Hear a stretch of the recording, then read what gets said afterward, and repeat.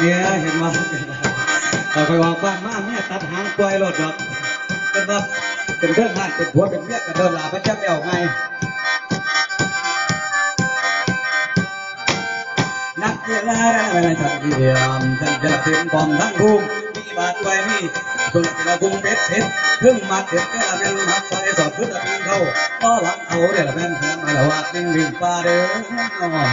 เร็วดอกลาภาษาเด็กเล็กน้อยเดี๋ยวจะมีใจหุ่นลำดอกแดงลำละพังแม่ละก็ตัวต้นในกระตุ้นใจ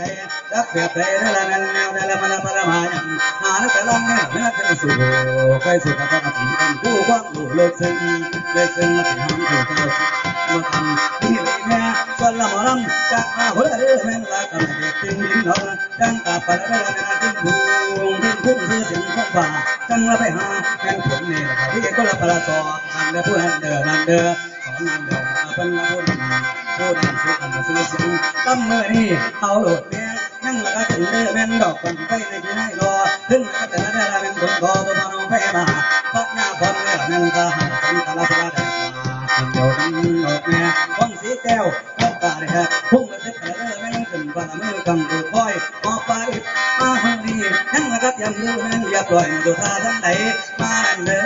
ดันเดินเดินมาดอกแม่ละมาเคยรักให้เจ้าสนามมาแล้วเอาลูกแม่ลุงนั่นไปจะรักแต่พวกแม่นั้นพวกแม่จะลุกก็ขึ้นสาแล้วจะยอมเอาเป็นว่าวันของมันสองคนแค่ห่างอะไรเนาะจะไงไปจะสิวันนั้นแป๊บเดียวชี้ปอดเดี๋ยวเพิ่นกลับมาเพิ่นกำลังหลงทางของพวกขาอยู่นี่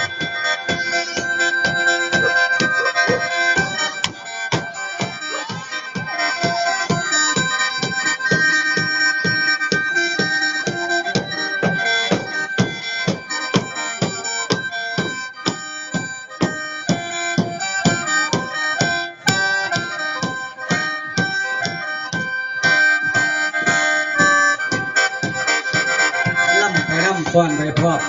แต่มาลำมาก่อนคือกินคนบ่มีทับมาสั่ง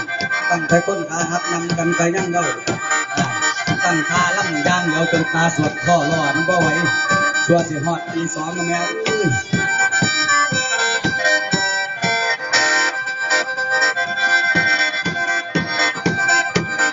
เต